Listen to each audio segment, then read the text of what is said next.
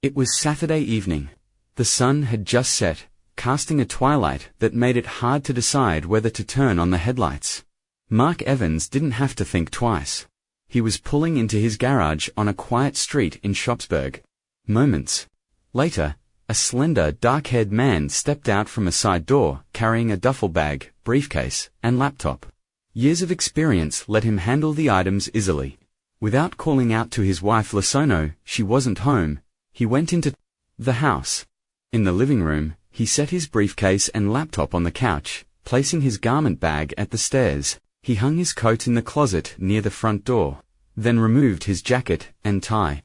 Undoing the top buttons of his shirt, he had just come back from a regional managers meeting at ABC Industries. Though he wasn't officially a manager, but rather the top systems analyst, his supervisor, good at organizing staff but clueless about computer systems, had insisted he attend the meeting in Pittsburgh. He told Lisa he'd be back Monday, claiming the meeting was followed by weekend seminars. He had his reasons for this, and didn't want to return too soon. Regretting not bringing more comfortable clothes on the trip, he knew Lisa would have. Asked why. Now home, he showered, and changed into jeans and a polo shirt. After a quick meal of leftovers and a bottle of beer, he read the local newspaper in the living room, looking like a husband relaxing after a trip. In truth, he was killing time, wrestling with a personal crisis. He had passed through denial, but was still facing anger, bargaining, depression, and acceptance. Past midnight, he cleaned up the kitchen, realizing it was just procrastination.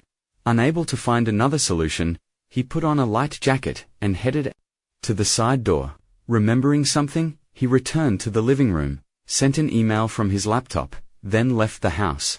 After 5 minutes in the garage, he drove away. The garage door closing behind him. At 7:37 a.m., the Shopsburg emergency operator answered a call. Emergency. What's your emergency? A young female voice responded. I need the police. I think a crime has been committed. Where are you located, ma'am? The operator asked. I'm at a payphone on Park Drive near George Washington Park, she replied. Understanding the poor connection, the operator asked, What crime has been committed, ma'am? Were you attacked or robbed? The young woman hesitated. No, it wasn't me. I'm fine. I was running through the park on the access road to the picnic areas and saw a car parked there. The doors were open, the lights on, and there was a lot of blood. The emergency operator, now very interested, asked, Will an ambulance be needed? Are there any injuries? No, no one was there. Just an empty car and blood. A few seconds later, the caller added, I didn't look around much. I was scared someone might come after me, so I ran to this payphone to call you. You did the right thing. A car is on the way and should be there in less than 10 minutes. Please wait for the officers so you can show them the exact location. Alarmed, the caller replied, No, I'm not waiting. What if they come after me? I'm going home. Then she hung up. The emergency operator stared at the screen as the call ended. Damn it. I hope I didn't divert officers from something more important. Around 2 o'clock in the afternoon, Detective Peter Nesbitt arrived at the Evans house. A blonde woman pulled into the driveway just as he got out of his car. He quickly approached her. Excuse me, I'm looking for Mrs. Evans. She turned, pulling a suitcase from the car, and replied, I'm Lisa Evans. Do I know you? No, ma'am. I'm Detective Peter Nesbitt from the Shopsburg Police. We're trying to locate your husband, Mark Evans. His car was found abandoned in George Washington Park this morning. He showed his badge and ID. Lisa looked concerned, but said, Mark is in Pittsburgh. He always leaves his car at the airport. You must be mistaken. Detective Nesbitt insisted. We're sure it's his car. Both the license plate and VIN match his registration. Confused, she walked toward the side door. If it's his car, it must have been stolen from the airport. I don't know what else to tell you, Nesbitt persisted. When did you last speak to your husband? Could you call him now to make sure he's in Pittsburgh? Does he have a cell phone you can call? Lisa stopped, set down her bag, and rummaged through her purse for her phone. He called me yesterday morning from Pittsburgh. I'll call him now. She dialed his number, but a phone rang in the detective's pocket. He answered. Hello, Lisa was surprised. How did you get Mark's cell phone? Nesbitt replied, I can't give it to you. It's evidence in a possible major crime. It was found in your husband's car. Now more concerned, Lisa asked, Major crime? What do you mean? Your husband's car was found with the doors open and a bullet hole. We need to find him to rule him out as either a victim or a suspect. Could you call his hotel in Pittsburgh? Lisa picked up her briefcase and said, Sure, the hotel number is in my address book. He always stays at the same Holiday Inn. Come inside, and we'll sort this out. Inside the kitchen, she quickly found the number and called the hotel. After hanging up, she turned to the detective. Mark's briefcase and laptop are in the living room. I don't understand. The detective, looking thoughtful, called his colleague. Hi Dave, it's Pete. I need a search warrant for the Evans house. We need to determine if Mr. Evans is a victim or a suspect. Bring it here, ASAP, I'll be waiting. He hung up and sat down across from Lisa. A search warrant. You can search all you want, just ask. I want you to find my husband, Detective Nesbitt replied. I need to follow protocol. If your husband is involved in anything illegal, any evidence found without a warrant can't be used in court. Lisa, angry, said, Illegal. Mark isn't involved in anything illegal. He works with computers. Nesbitt asked, Why did he come back to town without telling you? Lisa turned pale and whispered, Oh no, he can't be. Panicked, she said, I have no idea why he came home early. All I know is he's not involved in anything illegal. Her panic grew. Mark could be hurt somewhere. You have to find him. Detective Nesbitt, more gently, said, We don't know anything for sure yet, Mrs. Evans. I need to do things right. All of our officers are looking for your husband. Why? Don't you make some coffee while we wait for the warrant? His sympathetic tone calmed Lisa, and she began to make coffee. However, she tensed again when he said, While we have coffee, could you tell me how you spent the last 48 hours? We need statements from everyone involved. Nesbitt waited a few minutes before asking for a preliminary statement. They sat at the kitchen table drinking coffee while he described the condition of Mark's car, including the bullet hole and blood. He said the blood suggested a second bullet shot the body, which was lying on firewood next to the car, and that the bullet was being examined. The car was towed for further inspection, and the medical examiner and forensic scientist were still working on the scene. Detective David Clean, Nesbitt's partner, arrived with the search warrant and 2 forensic technicians. They began a thorough search of the Evans home, garage, and car. Nesbitt arranged with Lisa to collect Mark's razor and toothbrush for DNA comparison. Lisa was so distressed that Nesbitt asked her to stay on the couch while they finished the search. After an hour, they decided to take only Mark's briefcase, laptop, and DNA samples. The laptop was password protected. Mrs. Evans, do you know your husband's laptop password? Lisa, hopeful to help, said, used to be his first and last name and his birth year, Trimark 19771. It should work. None of the variations worked. Nesbitt reassured her. Our technicians will find a way around it. The items were stored in the forensic van. Nesbitt sat with Lisa to get her statement. So, Mrs. Evans, I need some basic information about your whereabouts this weekend. Let's start with Saturday morning. Lisa took a deep breath. Saturday morning, I did chores around the house. Mark called from Pittsburgh around 1 o'clock or 1:30, apologizing for not being home. I went shopping until 4:30, then came home. After dinner, around 7:30, I went to a friend's house and stayed the night. This morning, I got up late, took my time, and got home around 2 o'clock. As she explained, she grew more tense. Staring at the floor and clenching her fists, Detective Nesbitt finished writing, closed his notebook, and said, We might need more details later, Mrs. Evans. This is enough for now, but be ready to provide more if needed. He pocketed his notepad and pen, then stood to join the others, searching the garage and car. Before leaving, he asked, Do you have any recent full-length photos of your husband? A good headshot would also help. We only have his driver's license. Photo. He walked to the fireplace, glancing at wedding photos. Lisa quickly fetched a photo album. Here are some recent photos, detective, take your pick. They sat together, and Nesbitt chose a group photo and a headshot of Mark. These will be perfect. Lisa handed him the photos, and he asked, is the man in the photo a relative? If we need a DNA sample, a family member could help if we can't use the razor or toothbrush. Lisa replied, no, that's Blake Moore, Mark's best friend since elementary school. Mark has no nearby relatives. Nesbitt thanked her, and joined the others in the garage. Lisa, looking on the verge of tears, stayed at the kitchen table. Nesbitt felt sympathy for her. Her husband was missing, and possibly involved in a serious incident. The fact that she didn't know he was in town added to the mystery. The detectives and forensic experts finished searching the garage and car. They found bloodstains on the gas and brake pedals of Lisa's car. Prompting them to tow it for further inspection was needed on Lisa's car. So, as the technicians packed up, the detectives discussed the case. Nesbitt, facing the side door, asked his partner, what's your take on Mrs. Evans? I have my doubts, especially with the blood in her car. His partner replied, she seemed like a worried wife, but it's hard to say right now. We shouldn't jump to conclusions. Nesbitt decided, let's see how she reacts when we tell her about the blood and the towing of her car. They knocked and entered the kitchen, surprising Lisa, who was on her cell phone. She quickly ended the call. You're back. I thought you were done, Nesbitt said.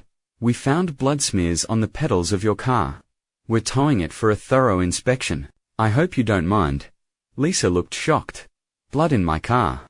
I didn't see any blood, Nesbitt replied. We need to know how it got there. If it's related to the park incident, we'll push for answers. Also, we'll need the shoes you wore today. Lisa said, I haven't been to the park in weeks. I don't understand how there could be blood in my car. She handed him her shoes and then slumped into a chair, covering her face and sobbing. Both detectives realized they needed more information and said goodbye, leaving Lisa slumped in the kitchen chair. What do you think, Dave? Is she a worried wife or a good actress? Did you notice she was on the phone and hung up quickly? David Clean shook his head. I don't know, Pete. She seems sincere, but if the blood in her car is her husband's, she could be involved. We should talk to their friends and neighbors. Maybe someone knows something. She was likely talking to her best friend. Yeah, digging around might help. I want to know why he came back early. That could be the key.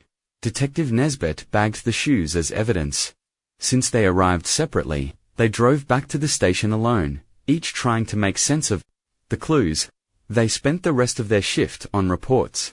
The next morning, Peter and Dave arrived early, eager to dive into the case. They were greeted by forensic and medical examiner reports. It took an hour to read through them, but, Peter noted. The reports point in the same direction, but we shouldn't rush. Let's see what else we can find from the computer.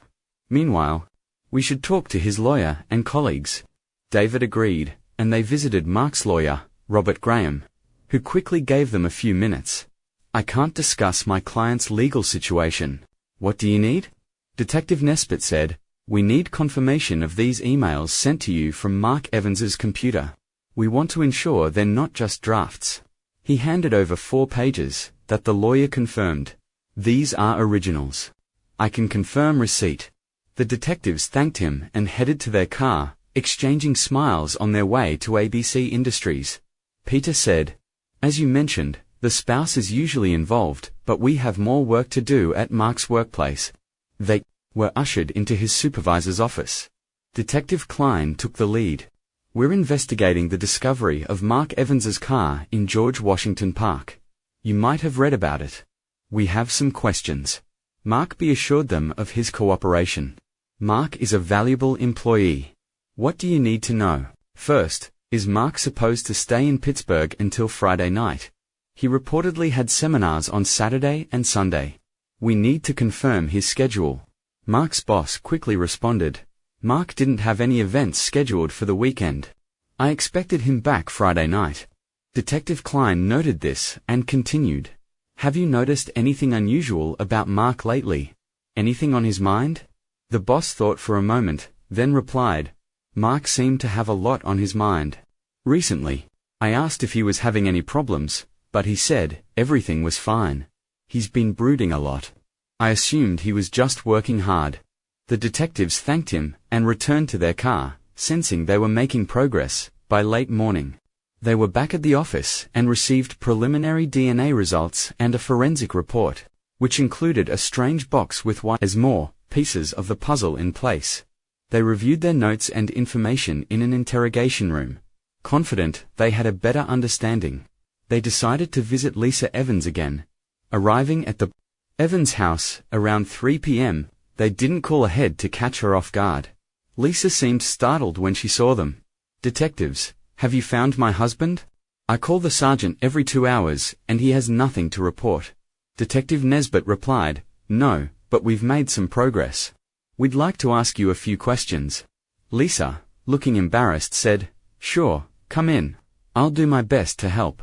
In the living room, the detective sat across from her.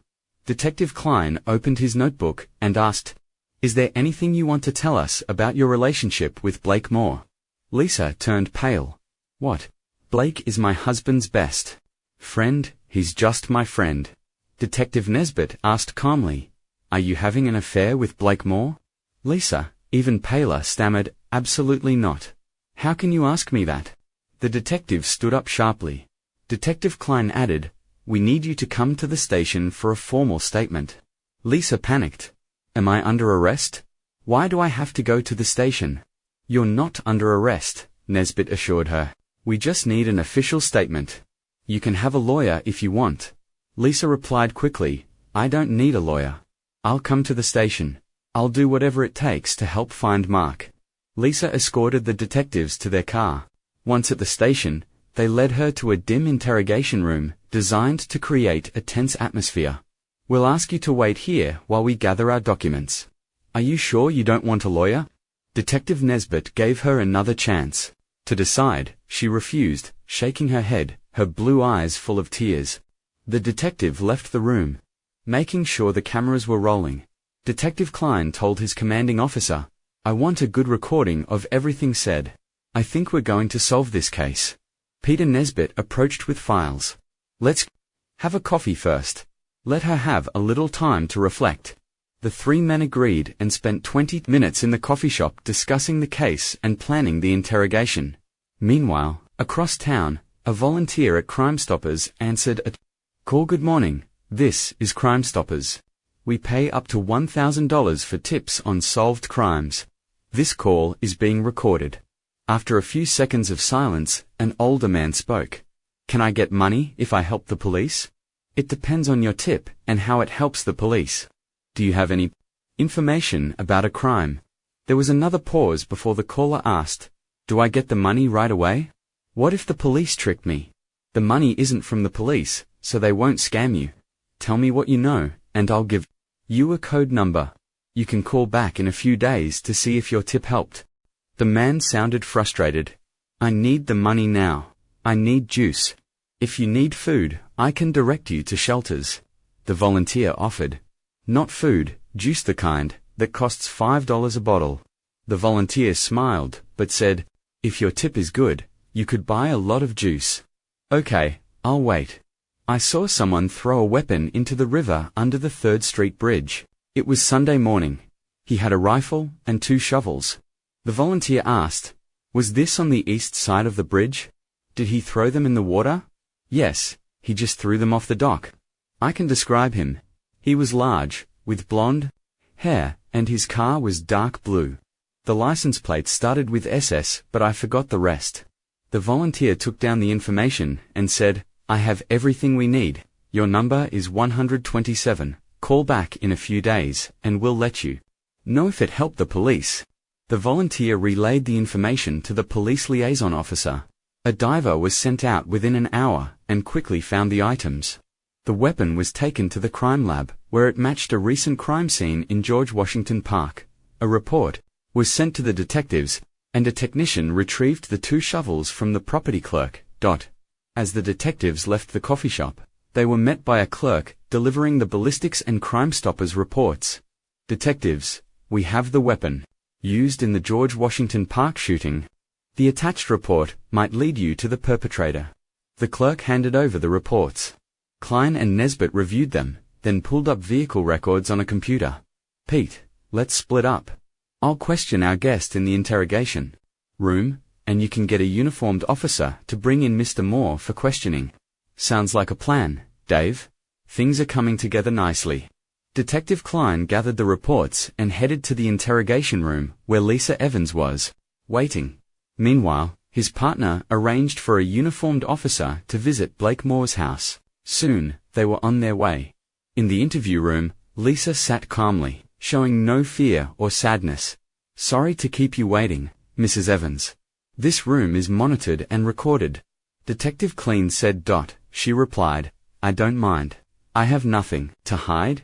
Klein responded, Good, let's get started. Are you having an affair with Blake Moore? Yes or no? Lisa's shoulders slumped, and she looked away.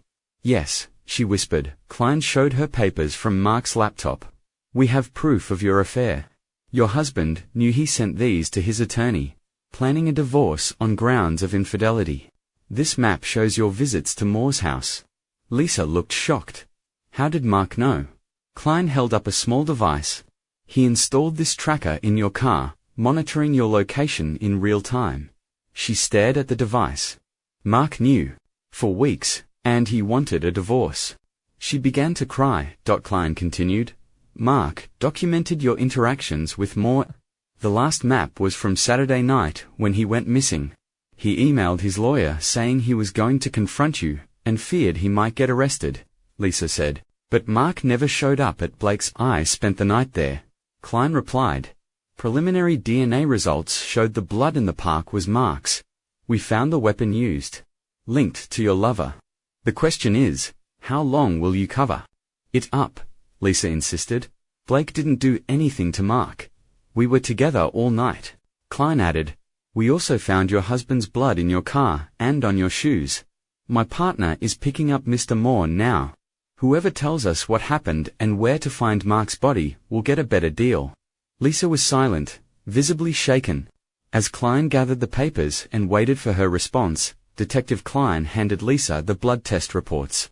But she barely glanced at them. Mark can't be dead. I love him. I need him. She sobbed, clearly very upset. Blake will tell you the same. If Mark got hurt in the park, we had nothing to do with it. She cried into a crumpled wet handkerchief. Detective Klein gave her a few minutes to regain composure. When she seemed calmer, he said, There is no doubt your husband is dead. The medical examiner concluded, there's over a 95% chance, based on blood loss and the lack of treatment at any facility in the county. He handed her the report and photos of the scene. Seeing the bloody images, she burst into tears again. I'll leave you alone for a few minutes to think. You're not helping yourself by denying responsibility. Klein left the room, placed the reports on his desk, and shook his head. Passing his commanding officer, he headed to the break room for coffee, while his commander monitored Lisa on the interrogation room camera. Detective Nesbitt, thinking about the case, drove to Blake Moore's house, meeting a patrol car there. Nesbitt was almost surprised when Blake Moore answered the door promptly. Yes, officers. How can I help you? Moore asked, seeing the police. Detective Nesbitt introduced himself. I'm Detective Nesbitt, here about Mark Evans's disappearance. We need you at the station for questioning. Mrs. Evans is there now, and we have questions that require your input. Moore asked, Am I under arrest? I know Mark is missing, but I don't know how I can help. We have questions you might help answer. Please come with us. You're not under arrest. Moore, too stunned to resist, joined them in the unmarked car. He sat in the back, complying with department protocol. Detective Nesbitt turned to his partner. Let's head to the station. On the way, Nesbitt asked, How well do you know Mrs. Evans? She's just Mark's wife to me. Why do you ask? Moore replied, Just wondering. What do you do, Mr. Moore? I run a landscaping company, Moore's Landscaping. We do a lot of commercial work, even for the city, Moore said, relaxing a bit. At the station, Moore was placed in an interrogation room next to Lisa's. Detective Nesbitt gathered Klein's folders and began questioning Moore. Initially, Moore denied the affair, but evidence from emails and surveillance reports made him confess. He admitted the affair lasted almost 4 months, but insisted neither of them injured Mark, and that they didn't leave his house the night Mark disappeared. As Nesbitt pressed him, Moore suggested a new theory. If Mark found out about us, he might have gone into a rage, or even hired someone to make it look like we were involved. He and I have history, Nesbitt countered. We have the weapon used, a witness described you in your car, and provided most of your license plate number. Don't try to claim Mark framed you with an elaborate self-destruction. Blake Moore became agitated. You don't know Mark, we've been best friends since elementary school. But I've learned not to mess with his girlfriends or his wife. In high school, I dated one of his girlfriends behind his back. When he found out, he scared me even. Though I'm bigger and stronger, he warned me he'd liquidate me if I did it again. The detective, slightly amused, replied, So you were scared of him, but still had an affair with his wife? Blake, calming down, said, I couldn't resist her. It built up over the years, and a few months ago I made a move. We've been seeing each other since. I can't believe he found out we were so careful. The detective sifted through reports. Affairs often lead to homicide. I think you and Lisa planned this. You can either come clean or face the maximum penalty, your choice. Blake insisted, we had nothing to do with it. If Mark found out, he might have done something drastic. Maybe he set us up. Detective Nesbitt said, We have enough to search your home, car, and office. Confess now for leniency. Use your head, Blake. Blake, outraged, said, I didn't hurt Mark. Maybe Lisa did something, but I don't know about it. The detective picked up his papers and left the room, saying, When criminals work together, one always tries to blame the other. You won't be leaving anytime soon. Outside, Detective Nesbitt found his partner with another report. The shovels found in the river are from Moore's landscaping. These guys think we won't find out. Later, the detectives presented their evidence to the district attorney. Despite lacking a body, the evidence was strong enough to half an hour later, Lisa Evans and Blake Moore were charged with Mark Evans's homicide. They proclaimed their innocence as their Miranda rights were read. After the arraignment, Lisa and Blake were fingerprinted and photographed, neither needing to be told not to smile as they were led back to their cells. They spoke for the first time since being charged. What are we going to do, Blake? They can't believe we did anything to Mark, can they? Lisa asked, still sniffing. We need our own lawyers, or maybe share one to save money since we're accused of the same thing. But this is all wrong. I think Mark set us up, Blake said, frustrated. You can't believe that, can you? Why would Mark go to such extremes? Lisa asked, shocked. I don't think you knew Mark as well as you thought. I'm amazed he didn't do something drastic when he found out about us. If I thought he'd find out, I wouldn't have touched you, Blake replied, shaking his head. Blake told Lisa about a past incident when he had secretly dated Mark's girlfriend. Standing by the cell bars, separated by a concrete wall, they could icily talk. I don't believe Mark would do this. I don't even know how he found out. We were always careful, and only met when he was out of town. Lisa said thoughtfully. I regret betraying him, even if he's not dead. I want a divorce, she added, her voice trailing off with emotion. Blake listened to her sobs and said, Lisa, stop it. You knew the risks when you came to my house. You were aware of the consequences. She quieted down and said softly, You're right. I just hope he forgives me. After a pause, Lisa suggested, I could call Robert Graham, our attorney. Maybe he can represent both of us and split the costs. They agreed, and Lisa got an officer's attention to make a call. However, Robert Graham declined due to his involvement in Mark's divorce proceedings, recommending his colleague Basil Smith instead. Lisa agreed, and Smith was on his way. Blake was pleased to hear this, and thanked Lisa. They waited in their cells until Basil Smith, a seasoned lawyer, arrived. The introductions were brief, and Smith reviewed the charges. So, you're both charged with Mark Evans's homicide. What did the officers tell you? Smith asked both Mrs. Evans, you first. Just the main points. Lisa recounted her story, ending in tears. I had nothing to do with it. I love Mark. I couldn't hurt him. Smith then turned to Blake. Your turn. Briefly, Blake summarized his experience, asserting, "We had nothing to do with Mark's disappearance. I think Mark organized this to frame us." Smith, sensing the urgency, said, "We need to focus on getting you both out of here. Bail will likely be set at $100,000 each. Will that be a problem?" Lisa, shocked, asked, "Do I need $100,000 for bail?" "No, just 10%, or $10,000 cash for the bail bond." Smith reassured her. They agreed they could manage bail, and were eager to be released. Smith informed them, "You'll be arraigned tomorrow morning. Bail will be set then, and you'll make arrangements to get out. Prepare to spend the night here." Both clients reacted badly to the lawyer's statement.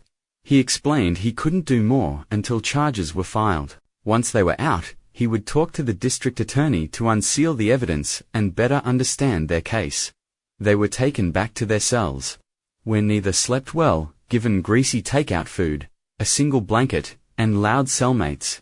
The next morning at 10 o'clock, they met with their attorney before court. Despite their disheveled appearance, they entered pleas of not guilty, and bail was set at $100,000. Blake, owning a home and business, quickly negotiated a $10,000 bond and was released by early afternoon. Lisa was less fortunate.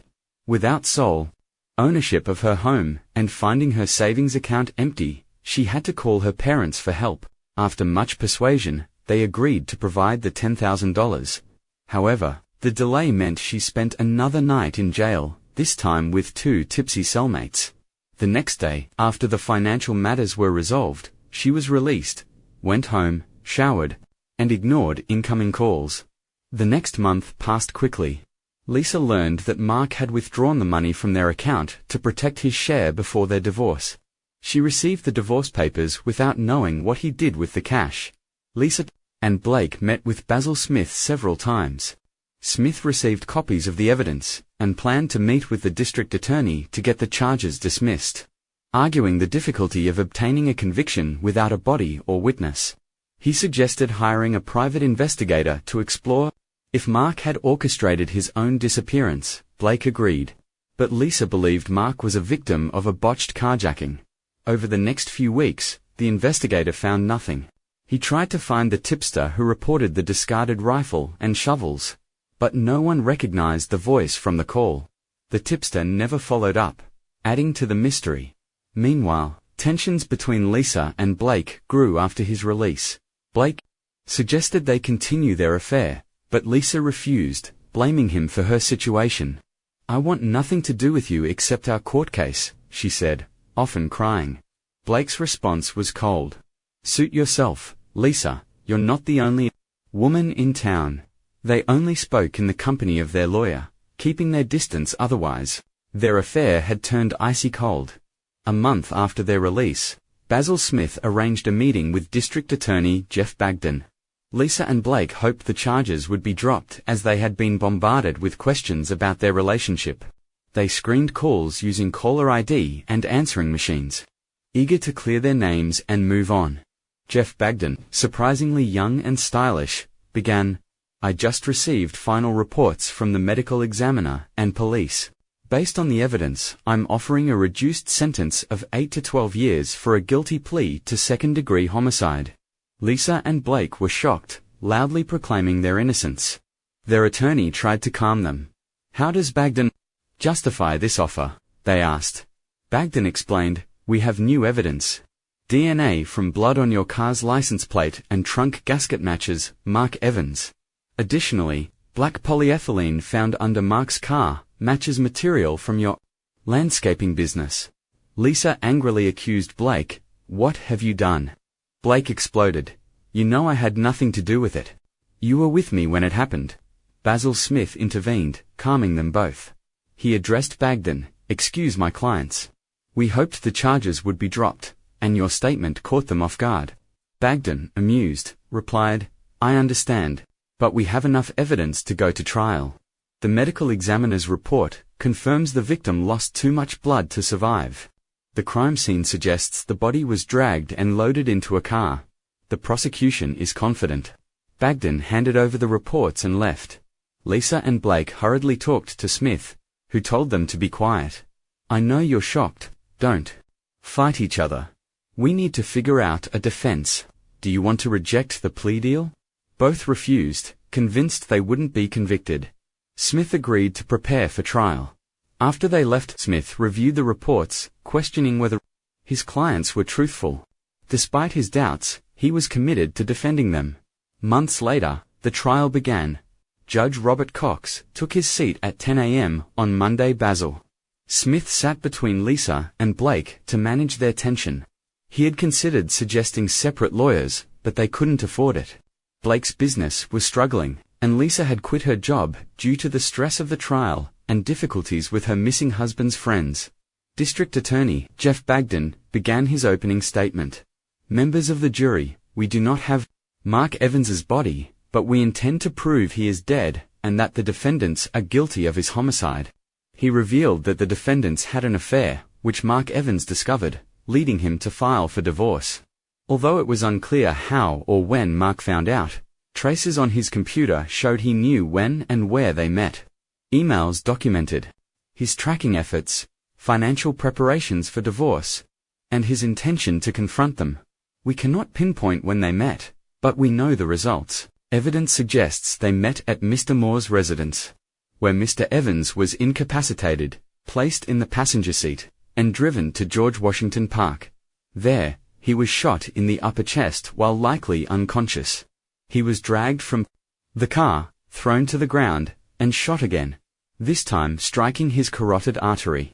Graphic photos were shown, illustrating his final moments. At this point, Lisa Evans lost her composure. Requiring Judge Cox's intervention to restore order, Bagden continued. After the second shot, Mr. Evans was wrapped in plastic, dragged from the site, and loaded into Mr. Moore's trunk. He was driven to an unknown location and buried. The homicide weapon and shovels were dumped in the river, but a concerned citizen reported this, leading police to recover them. Forensic analysis confirmed the defendant's presence at the crime scene. Mr. Evans's blood was found on Mr. Moore's car and on Lisa Evans's shoes. Bagden concluded, the defense will claim they were not at the scene, relying on each other's alibis. I am confident you will see through this and find them guilty, Basil Smith countered, emphasizing the presumption of innocence and urging the jury to focus on the evidence. Despite his efforts, the district attorney's statement had a strong impact. The first witness, a computer expert, testified about the emails and maps Mark Evans used to track his wife's meetings with Mr. Moore. The tracking device described in Mark's letter to his counsel accurately logged locations and times. This evidence embarrassed Lisa Evans, while Blake Moore appeared bored. Smith's cross-examination yielded little as the device and emails were indisputable. Reporters took note, especially about the tracking device, anticipating interest from their readers. After an extended lunch break, the trial resumed with testimony from the emergency operator and two patrolmen who first responded. They provided basic, drama-free facts about discovering Mark Evans's car. The trial's intensity rose when detectives and medical examiners described the crime scene, supported by large graphic photographs showing bullet holes, blood, and drag. The medical examiner detailed the blood loss, estimating 3 to 4 pints of blood loss. The medical examiner described blood jets indicating a severed artery. He concluded that Mark Evans was dying when Lisa Evans lost control and screamed, "No, Mark can't be dead." Her outburst forced the judge to adjourn the trial until the next morning. The second day began with the medical expert continuing his testimony, focusing on blood sample tests. After 15 minutes, District Attorney Jeff Bagden ended his questioning and turned the witness over to defense attorney Basil Smith. Smith checked that Lisa Evans, now sedated, was calm. He aimed to refute the graphic, execution-like impression of the shooting. Smith asked, "You estimated Mark Evans lost 3 to 4 pints of blood, but isn't it possible it was only 1 to 2 pints, depending on blood distribution?" The medical examiner replied, "It's unlikely, but not impossible." Smith continued, "Could first aid have lessened the fatality of Mark Evans's injury?" The examiner said, "Unlikely, but not impossible. Immediate medical attention would have been acquired." Smith highlighted the lack of evidence for immediate assistance and dismissed the witness. Having secured small concessions. Next, a forensic scientist specializing in weapons and ammunition testified about 2 recovered bullets. One bullet from the car seat was deformed. The other from firewood was in good condition and matched the recovered weapon. Smith asked, were the bullets checked for bone or flesh remnants? The technician confirmed minimal traces of blood on the bullets, explaining that passing through layers of padding and fabric likely cleaned them. He noted the bullets had a full metal jacket, typical for military use, with a gilding metal copper steel jacket around the core. He explained this jacket is stronger than a standard all-metal jacket, usually made of copper. This was both good and bad for the defense. While there was no evidence the bullets passed through the body, the circumstances and type of bullet explained the situation. The hope of tracing the weapon was futile. It was sold at a weapon show 20 years ago with no buyer record. Basil Smith did confirm no fingerprints or DNA from the defendants were found on the weapon or casings. Anything not washed away by river water was wiped clean before disposal. Another technician discussed the shovels found. There were no fingerprints or DNA, but they were branded Moore's Landscaping. 14 identical shovels were found at Moore's business. Cross-examination yielded no new information. Witnesses from the Forensic Science Department and police continued all morning and afternoon. Basil Smith's most significant cross-examination occurred with a technician who found blood in Blake Moore's car. The technician admitted the blood could have been planted by a third party, giving Smith a small victory. Things complicated with testimony from the technician at Lisa Evans's home. Blood was found in her car and on her right shoe. Although the technician admitted they couldn't determine if the blood was transferred from the shoe to the gas pedal or vice versa, the lawyer hoped this doubt would help Lisa. As the prosecution's witnesses concluded. The third morning began with the defense's evidence presentation. Local newspapers speculated that the defense would struggle against the prosecution's evidence. They suggested that without a body, a conviction would be difficult, especially given the defense's strategy of casting doubt on whether Mark Evans was really dead. Basil Smith's first defense witness was blood analysis expert Dr. Wilbur. He testified that a better job could have been done collecting blood evidence. Properly analyzing blood-soaked soil could have given a more accurate estimate of blood loss. He believed as little as 1.5 pints of blood could have created the scene, and someone losing that much blood could still be alive. The district attorney did not cross-examine him. Next, Blake Moore testified, claiming innocence, and suggesting Mark orchestrated his own homicide. He stated he never owned a weapon, and that the shovels found could have been stolen from his work sites. Basil Smith kept the testimony brief. Turning moreover for cross-examination, Jeff Bagden asked, "Why do you think Mark Evans would organize his own homicide?" Blake recounted how Mark had threatened him in high school after Blake dated Mark's girlfriend behind his back. Bagden then asked, "So this isn't the first time you interfered with Mark Evans's relationships? Don't you think if he wanted to destroy someone, he would have chosen you?" Blake Moore couldn't directly answer the question, muttering that his physical advantage over Mark would have prevented a confrontation. "So you think you could intimidate your friend into taking his own life? Is that why you felt comfortable taking his wife?" the prosecutor asked, then continued without waiting for an answer. "Your actions show you're a narcissist who thinks he can have any woman and disregard friendship." Basil Smith objected, arguing the prosecutor was testifying rather than asking questions. The judge agreed and instructed the jury to disregard the prosecutor's last statement. Despite this, Blake was visibly upset but left the stand without further comment. Basil Smith realized Blake's testimony had backfired but hoped Lisa's testimony might help. Lisa, more composed, emphatically stated she wasn't involved in any attack on her husband and suggested he might have been carjacked. Basil chose not to ask additional questions. The prosecutor asked Lisa, "Where were you between midnight Saturday and 2 p.m. Sunday?" Lisa, embarrassed, replied, "I was with Blake Moore at his house from 8 p.m. Saturday until about 1:30 p.m. Sunday." "You didn't quite answer the question. Tell us what you did from midnight Saturday to Sunday." The prosecutor pressed. Lisa, flustered, said, "I was in Blake's bedroom at midnight. We were doing it. How long did this last? The prosecutor asked. Probably until after 1 a.m., Lisa admitted, embarrassed. Then what? He asked. We slept until about 5:45 a.m., she said. Was Mr. Moore in bed? When you woke up? Yes, he was there. We got busy again and went back to sleep around 6:30. Then got up at 11 a.m., Lisa said quickly. So, you woke him up to do it again, at 6:30. The prosecutor clarified. Lisa, embarrassed, replied, no, he was already ready. The prosecutor, seeing the jury's reaction, continued, tell us exactly how you woke him up. Lisa, resigned, said, I just started doing it with him. The prosecutor moved in for the final blow. You said you love your husband, is that true? After Lisa's emphatic yes, he continued, you spent the night with his best friend while he took his life. How can we believe you weren't involved? In his end of life, Lisa cried quietly, unable to answer. Judge Cox ended her suffering by asking if there were any more questions. When there were none, he announced a lunch recess. After Lisa composed herself, she joined her attorney, Basil Smith, for a somber lunch.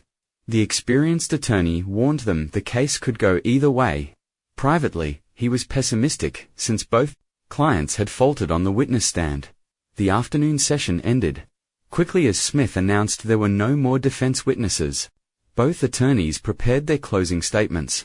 The prosecutor emphasized the overwhelming evidence against the defendants, while the defense stressed the circumstantial nature of the case, the absence of a body, and the lack of a clear motive. The case went to the jury by 4 p.m., and they deliberated for 2 hours before retiring for the night. The next morning, Lisa and Blake waited at Basil Smith's office for the jury's verdict. Sharing a conference room, they put aside their differences, hoping for acquittal by 3:30 p.m. The call came. The jury had reached a verdict.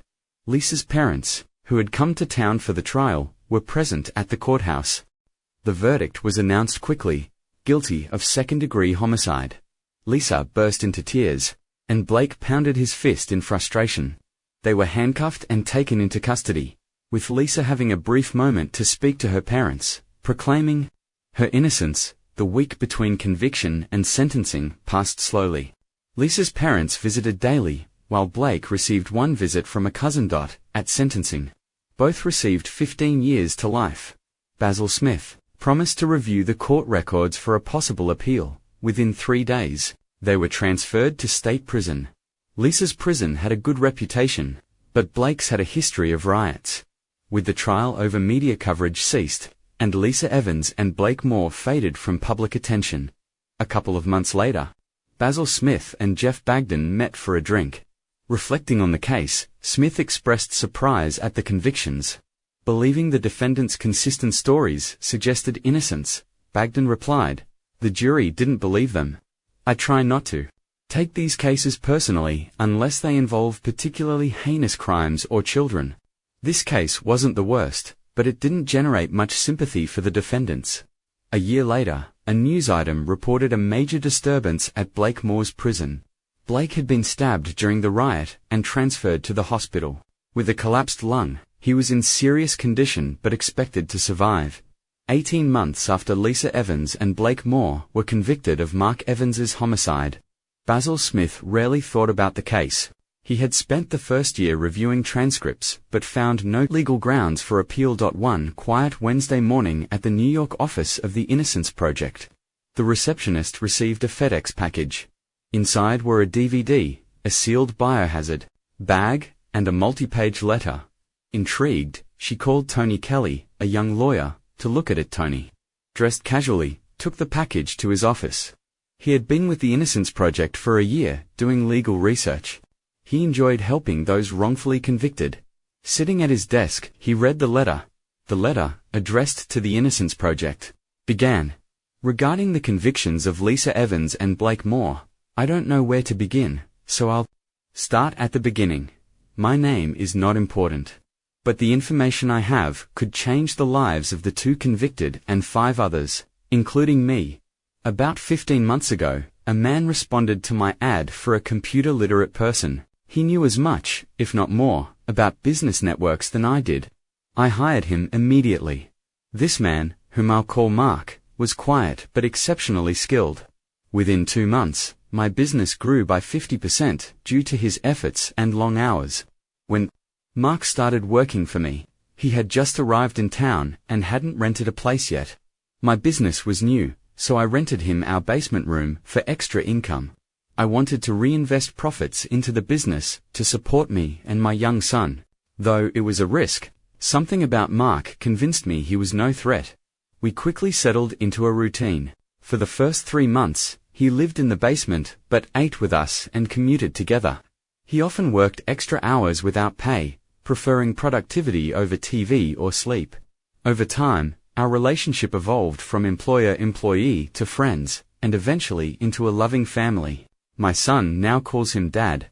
From the start, I sensed something deeply troubled Mark. One quiet afternoon, I locked the office door and called him in, determined to find out what was bothering him.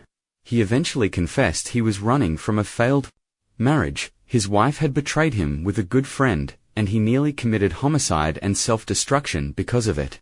Our conversation helped him begin to overcome his past. We started dating on weekends, maintaining separate roles during the week. After a month, he moved from the basement into my bedroom, and we became a family. Despite this, I felt he was still hiding something. Our relationship grew stronger, and Mark became a father figure to my son, who needed a loving dad. 4 days ago, Mark collapsed at work and was diagnosed with a heart condition requiring surgery. Once stabilized, he was moved to a private room where he shared his story, afraid it would die with him if he didn't survive the surgery. He told me this over the course of a day. Once I agreed to share his story with you, he seemed relieved. Now, as he sleeps, I'm typing this letter with our son, asleep beside him. I need to finish this tonight, create a DVD, and send everything to you by noon tomorrow, ensuring it can't be traced back to us. Mark single quotes our story began almost 2 years ago. He was happily married to Lisa for nearly 6 years when he noticed a small bruise on her right bosom. Initially thinking it was from bumping into furniture, he realized it looked more like a love bite. Knowing it wasn't from him, he spent the night troubled by various scenarios of how the bruise got there. These thoughts stayed with him the next day at work. By the time he got to his office, he felt foolish for his suspicions. He had no evidence of wrongdoing and thought it was all circumstantial. Just before lunch, the parts delivery manager brought him a tracking device to evaluate for improving the delivery service. Mark quickly decided how to test it. 3 days after installing the device in his wife's car, he checked the monitor while at work. She had said she was going shopping, but the tracker showed she went to Blake Moore's house. An hour later, her car was still there.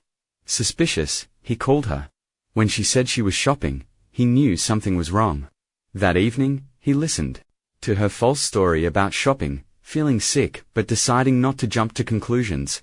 He observed her for another week while on a business trip, tracking her car through 3 states to Blake's house from 8 p.m. to 2 a.m. She lied about being home the entire night. The confirmation of her infidelity devastated him. When he returned, he considered destruction. He knew Blake was a ladies' man, but never thought he'd pursue Lisa. Her betrayal broke his heart. That night, he visited the elderly widow next door under the pretense of borrowing a wrench. He retrieved a hidden revolver from her late husband's toolbox. Mark intended to use it to eliminate Blake and Lisa, then himself. He decided to wait until he caught them together. He ordered his own tracking device to replace the one he was evaluating. Luckily, Lisa and Blake didn't meet for another week, giving Mark time to rethink. In those days, he devised a better plan to frame them for homicide. He spent a week planning and gathering supplies. When ready, he claimed a weekend business trip, knowing they'd meet while he was away. When his wife went to Blake's, he set his plan in motion, creating a paper trail suggesting he was divorcing her. He almost forgot to send a crucial email to his lawyer that would implicate Lisa and Blake. Before leaving, he fired a bullet into his car's passenger seat and another into a wooden block, muffling the shots with a blanket in the garage. This step felt like a relief, marking the start of his revenge.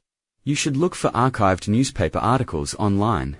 Mark followed the trial daily and said most of the story was documented by court reporters. He thinks a complete review of the court transcript will clarify everything. First, he drove his car to a park near Blake's house and found a secluded spot. He had a large gym bag with all the materials for his plan. He spread everything out on a picnic table, covering it with an old blanket. He unloaded firewood, plastic sheeting, and a spare tire, creating a drag trail to the paved road, then returned the tire to the trunk and spread the firewood around. Using a small flashlight, he did all this and then sat quietly to see if anyone noticed. Mark drew blood from his hand using a needle, collecting nearly 2 pints, which he diluted with distilled water. He sprayed this blood in patterns to mimic an arterial jet and smeared it on the car seat and ground to suggest significant blood loss. He filled bullet holes in the firewood and car upholstery with more blood. After finishing, he packed everything in his gym bag and left the park. Reaching an old car he had bought for the purpose, dizzy from blood loss, he rested until nearly 6 a.m., then drove to Blake's house to finish his plan. Lisa's car was still at Blake's house and unlocked, so he put a couple of drops of blood on the gas pedal. He also smeared blood on Blake's car, but got scared when he saw a light on in Blake's bedroom. He quickly left, went to a payphone, and used a voice changer to report his car in the park, pretending to be a woman. He then disposed of 2 shovels and the revolver in the river. Exhausted, he stayed in a motel for 2 days, taking supplements and eating energy bars. He made another call with the voice changer, this time as an old man, which helped the police find the revolver. Mark told me this whole story because he wants to leave his past as Mark Evans behind. He now uses a different identity, which my son and I know him by, and wants to keep it. He asked me to send this information to help overturn the convictions of Lisa Evans and Blake Moore. Tomorrow, I'll pick up a copy of the New York Times and an inkwell. We'll use part of the front page to put all of Mark's fingerprints in a bloodstain, which will match the DNA from the park, proving he's alive. This should be enough to free them from jail. At the end of the letter was a handwritten note. Mark came out of surgery in good condition. He wants me to fly to Seattle tomorrow to send this package. I hate to leave him, but it will ease his mind. We're expecting twins in about 3 months. Tony Kelly turned the last page to check for any additional notes, but it was blank. He put his feet down from the desk and examined the other items in the package. The DVD was labeled Photos Taken in George Washington Park, and the black plastic envelope was marked Fingerprints and DNA. He reviewed the printed pages again for any extra notes, and then called a senior attorney. This was beyond his ability to handle alone. It didn't take long to confirm that the DNA belonged to Mark Evans and the fingerprints matched those from his car found in the park, proving he was still alive, with undeniable evidence that 2 people were convicted of a homicide that never happened.